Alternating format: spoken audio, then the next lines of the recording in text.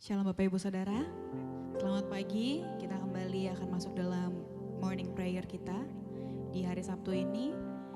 Mari sama-sama kita siapkan hati kita untuk datang di hadapan Tuhan. Haleluya Yesus. Kami bersyukur kepadamu ya Tuhan Yesus. Kau Allah yang sungguh baik dalam kehidupan kami.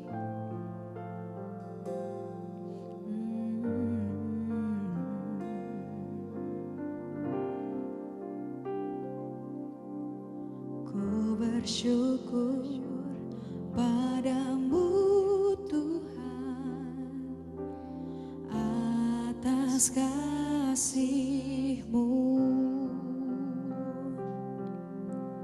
Ku bermazmur bagi nama-Mu yang kudus,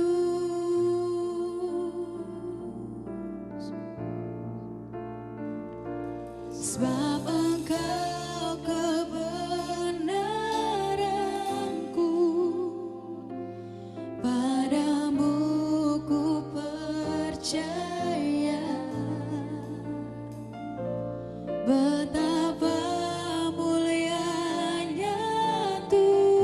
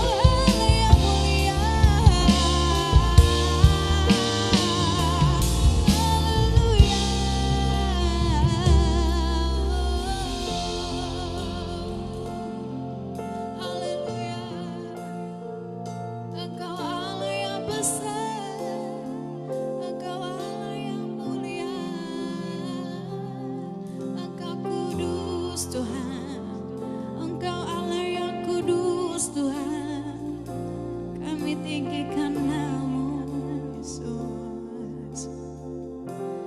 Kau Allah yang kudus, Kau Allah yang kudus,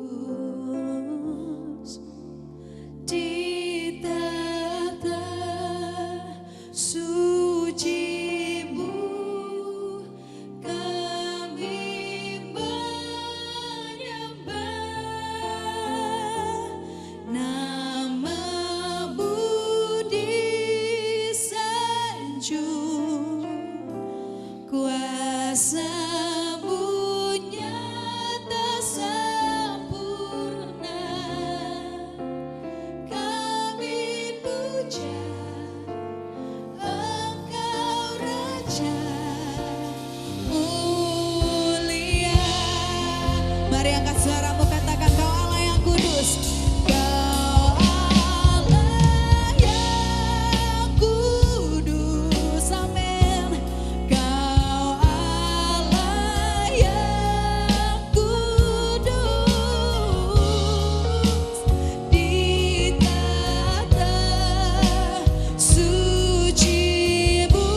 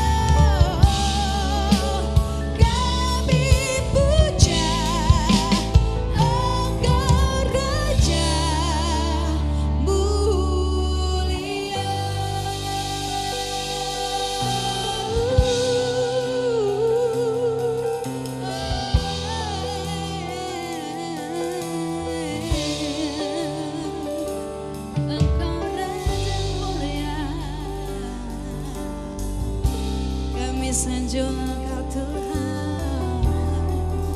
Haleluya, haleluya Yesus.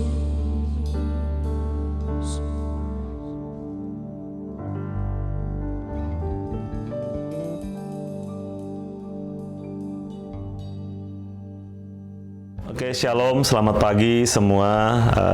Saya bersyukur hari ini dikasih kesempatan untuk bisa berbagi dengan saudara, khususnya buat keluarga besar FCC. Nama saya Yones, dan sekali lagi hari ini saya sangat senang, sekalipun tidak bertatap muka secara fisik dengan saudara, tapi saya percaya bahwa kita semua senang, kita semua bergembira bisa bersekutu dengan Tuhan dalam situasi seperti ini. Oke, langsung saja mari kita buka firman Tuhan yang menjadi sharing kita pagi hari ini. 2 Raja-Raja 4 ayat 1 sampai ayat yang ke-7. Saya akan bacakan buat kita semua. Salah seorang dari istri-istri para nabi mengadukan halnya kepada Elisa sambil berseru, "Hambamu suamiku sudah mati, dan engkau ini tahu bahwa hambamu itu takut akan Tuhan. Tetapi sekarang penagih hutang sudah datang untuk mengambil kedua orang anakku menjadi budaknya." Jawab Elisa kepadanya, "Apakah yang dapat kuperbuat bagimu? Beritahukanlah kepadaku apa-apa yang kamu punya di rumah." Berkatalah perempuan itu, "Hambamu ini tidak punya sesuatu apapun di rumah kecuali sebuah buli-buli berisi minyak." Lalu berkatalah Elisa, "Pergilah, mintalah bejana-bejana dari luar daripada segala tetanggamu, bejana-bejana kosong, tetapi jangan terlalu sedikit. Kemudian masuklah, tutuplah pintu sesudah engkau dan anak-anakmu masuk, lalu tuanglah minyak itu ke dalam segala bejana, mana yang penuh, angkatlah." Pergilah perempuan itu daripadanya, ditutupnyalah pintu sesudah ia dan anak-anaknya masuk, dan anak-anaknya mendekatkan bejana-bejana kepadanya, sedang ia terus menuang. Ketika bejana-bejana itu sudah penuh, berkatalah perempuan itu kepada anaknya, "Dekatkanlah kepadaku sebuah bejana lagi." Tetapi jawabnya kepada ibunya, "Tidak ada lagi bejana." Lalu berhentilah minyak itu mengalir. Ayat terakhir, kemudian pergilah perempuan itu memberitahukannya kepada abdi Allah, dan orang ini berkata, "Pergilah, jualah minyak itu, bayarlah hutangmu, dan hiduplah dari lebihnya engkau serta anak-anakmu." Judul renungan kita pagi hari ini adalah mujizat di balik krisis, atau mujizat di balik sebuah krisis. Dari pembacaan tadi di firman Tuhan bahwa ada 4 poin yang bisa kita pelajari, yang akan saya bagikan kepada saudara. Yang pertama, bahwa dalam situasi ini yang perlu kita lakukan adalah kita tanya Tuhan dan bukan mempertanyakan Tuhan. Nah, ini poin pertama yang mari kita pikirkan bersama-sama, kita renungkan bersama-sama, karena saya melihat banyak anak Tuhan pada saat mereka dalam sebuah krisis, mengalami sebuah persoalan, mengalami sebuah masalah, mereka bukan datang tanya Tuhan, tapi yang terjadi adalah mereka mempertanyakan Tuhan. Tuhan, kenapa ini terjadi? Tuhan, kenapa ini terjadi? Tuhan nggak adil. Tuhan nggak peduli sama saya. Tuhan nggak sayang sama saya. Tuhan ada di mana? Kok saya bisa mengalami ini? Pada saat kita mempertanyakan Tuhan, maka kita tidak pernah menerima jawaban dari Tuhan. Perempuan ini, dia punya kesempatan untuk mempertanyakan Tuhan. Suaminya tuh imam. Dia bisa mempertanyakan Tuhan, "Tuhan, suami saya kan imam. Kok bisa saya mengalami ini? Kok bisa dia meninggalkan hutang?" Nah, di sini saya mau kasih tahu saudara bahwa krisis itu bisa terjadi kepada siapapun. Nggak peduli saudara. Mau hamba Tuhan, mau gembala sidang, semua kita bisa mengalami yang namanya krisis. Dan ini terbukti, seorang imam mengalami krisis, meninggalkan hutang. Nah, yang luar biasa adalah pada saat ini terjadi, krisis ini terjadi di keluarga ini, yang kita bisa pelajari dari janda ini. Dia tidak mempertanyakan Tuhan, tapi dia datang tanya Tuhan. Dia datang kepada Elisa, dan dia tanya Elisa. Elisa adalah abdi Allah. Artinya bahwa perempuan ini, wanita ini, datang tanya Tuhan. Saudara dengar baik ini saudara. Kalau saudara mau mendapatkan jawaban dari Tuhan, saudara tanya Tuhan di tengah-tengah krisis yang terjadi. Bukan mempertanyakan Tuhan. Amin. Saya catat di sini, ada jawaban pada saat Anda tanya Tuhan. Tapi tidak ada jawaban pada saat kita mempertanyakan Tuhan. Sebab Tuhan bukan penyebab dari sebuah krisis, tetapi Tuhan adalah jawaban atas setiap krisis yang terjadi dalam hidup kita. Ingat baik-baik ini saudara, bahwa Tuhan bukanlah penyebab dari krisis yang terjadi. Jadi kita nggak perlu mempertanyakan Tuhan.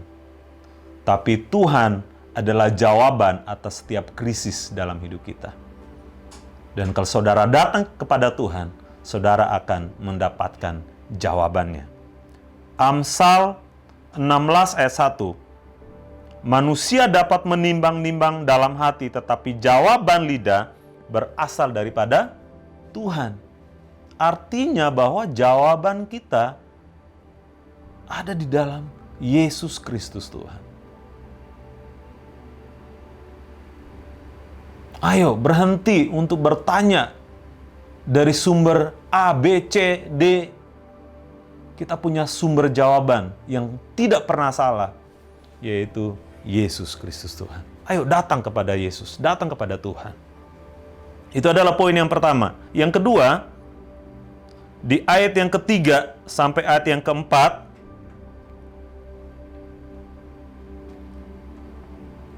ayat 3 sampai ayat yang keempat, pergilah, jawab Elisa kepadanya, apakah yang dapat kuperbuat bagimu? Beritahukanlah kepadaku apa-apa yang kau punya di rumah. Berkatalah perempuan itu, hambamu ini tidak punya sesuatu apapun di rumah, kecuali sebuah buli-buli berisi minyak. Lalu berkatalah Elisa, pergilah, mintalah bejana-bejana dari luar, daripada segala tetanggamu, bejana-bejana yang kosong, tetapi jangan terlalu sedikit. Poin yang kedua adalah, agar kita mengalami mujizat di tengah-tengah krisis, ayo, mulailah dengan caranya Tuhan dan bukan caranya kita. Saudara, kadang-kadang, dan mungkin saudara pernah punya pengalaman itu, kadang-kadang caranya Tuhan tidak pernah sesuai dengan pemikiran kita. Tidak pernah sesuai dengan logika kita. Karena memang caranya Tuhan berbeda dengan cara kita.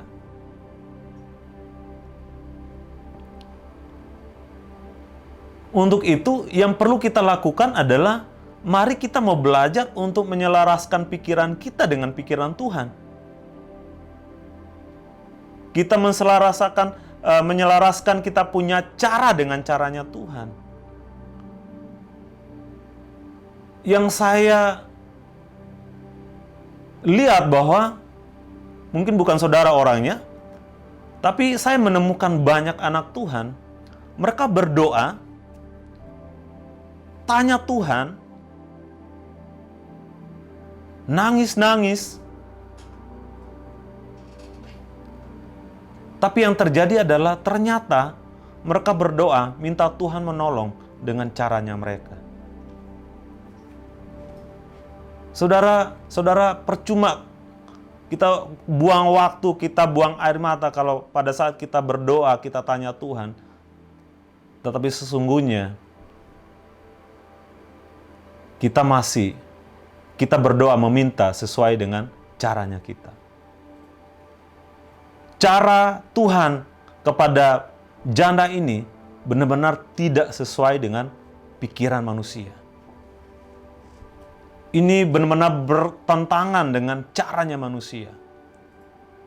Di mana dia meminta untuk hutangnya dilunasi, dan mungkin ada dalam pikirannya wanita ini, dia berharap Elisa bisa memberikan dia sejumlah uang untuk melunasi utangnya. Tapi yang terjadi adalah disuruh pergi mencari buli-buli yang kosong. Bahkan disuruh cari di tetangga lagi. Untuk itu, di poin yang kedua, kalau saudara mau mengalami mujizat di tengah krisis ini, ayo, caranya Tuhan, bukan caranya kita. Mungkin saudara sudah menggunakan caramu, kau gagal terus. Hari ini, saya mau mengajak saudara untuk ayo, pakai caranya Tuhan. Gunakan caranya Tuhan. Dan saya percaya mujizat adalah milik saudara. Amsal 16 ayat 3. Serahkanlah perbuatanmu kepada Tuhan, maka terlaksanalah segala rencanamu. Amin. Ayo serahkan segala pemikiran kita, segala ide-ide kita. Ayo serahkan itu kepada Tuhan. Ayo minta caranya Tuhan. Berdoa cari tahu cara Tuhan. Bagaimana cara Tuhan untuk kita bisa keluar dari krisis ini. Bagaimana kita bisa mengalami mujizat di tengah-tengah krisis ini. Amin. Poin yang ketiga, bagaimana kita mengalami mujizat di tengah krisis. Ayat yang ke-5 sampai ayat yang ke-6. Pergilah perempuan itu daripadanya, ditutupnyalah pintu sesudah ia dan anak-anaknya masuk, dan anak-anaknya mendekatkan bejana-bejana kepadanya sedang ia terus menuang. Ketika bejana-bejana itu sudah penuh, berkatalah perempuan itu kepada anaknya, dekatkanlah kepadaku sebuah bejana lagi. Tetapi jawab kepadanya, ibu, tidak ada lagi bejana. Lalu berhentilah minyak itu mengalir. Saudara, poin yang ketiga sangat penting untuk kita dengar baik-baik. Poin yang ketiga, firman Tuhan bukan untuk dipikirin, bukan untuk dianalisa, tapi untuk dilakukan. Pada saat perempuan ini menerima firman Tuhan melalui Elisa, sepertinya firman itu bertentangan dengan pemikiran dia.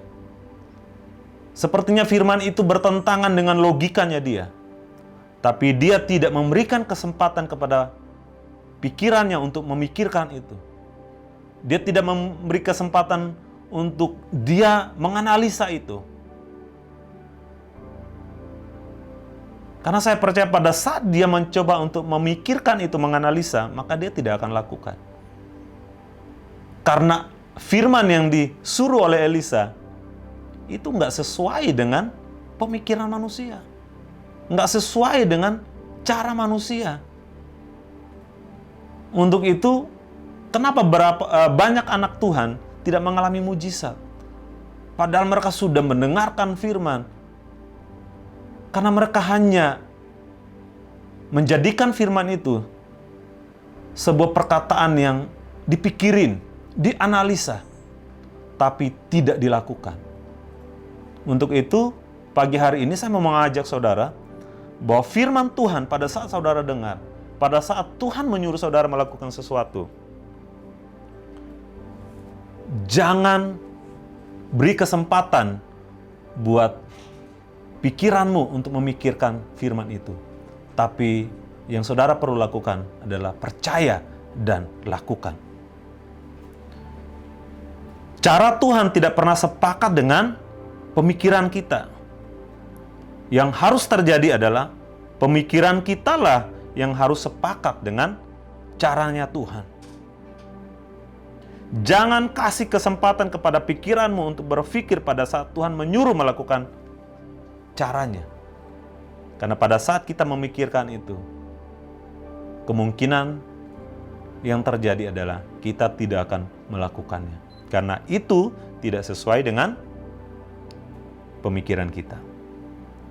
Filipi 4 ayat 9. Dan apa yang telah kamu pelajari, dan apa yang telah kamu terima, dan apa yang telah kamu dengar, dan apa yang telah kamu lihat padaku, lakukanlah itu, maka Allah sumber damai sejahtera akan menyertai kamu. Ayo, yang Tuhan minta adalah kita lakukan. Bukan untuk dipikirin dan bukan untuk dilakukan. Untuk itu, dilakukan bukan untuk dipikirin. Poin yang ketiga. Poin yang terakhir. Jangan lupa berterima kasih. Ayat yang terakhir, ayat 7. Kemudian pergilah perempuan itu memberitahukan kepada abdi Allah dan orang ini berkata, pergilah, jualah minyak itu, bayarlah hutangmu, dan hiduplah dari lebihnya engkau serta anak-anakmu. Pada saat dia mengalami mujizat, pada saat dia mengalami pemulihan, janda ini, perempuan ini, tidak lupa berterima kasih kepada Tuhan. Dia tidak langsung menghilang, tapi dia di ayat 7, dia kembali kepada Elisa dan dia beritahukan semua yang terjadi, semua yang dia alami dengan keluarganya.